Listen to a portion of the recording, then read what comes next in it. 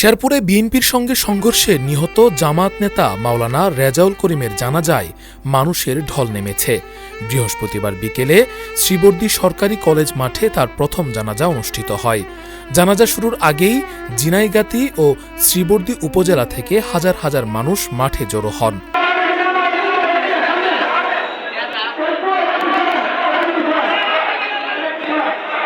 Mymensingh medical college হাসপাতালে সুরতহাল ও ময়নাতদন্ত শেষে মরদেহ শ্রীবর্দীতে আনা হয়। জীবন অবাক না করলে কে করবে? 28% মিল্ক ফ্যাটের অবাক করার সাথে ফ্রেশ মিল্ক পাউডার। জীবন অবাক করুক প্রতিদিন। আমরা বিশ্বাস করি এই শেরপুর জেলা আল্লাহ কবুল করেছে। আমরা 12 তারিখে আল্লাহ নিশ্চিত আমাদেরকে দায়িত্ব দিয়েছে। পুরো বাতিলের কাছে এই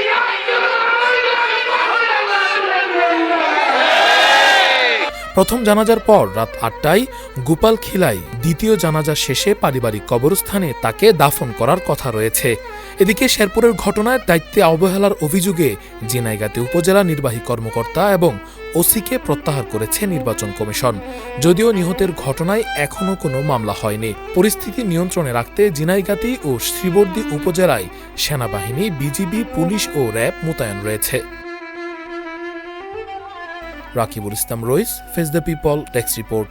জীবন অবাক না করলে কে করবে? 28% মিল্ক ফ্যাটের অবাক করার সাথে ফ্রেশ মিল্ক পাউডার। জীবন অবাক করুক প্রতিদিন।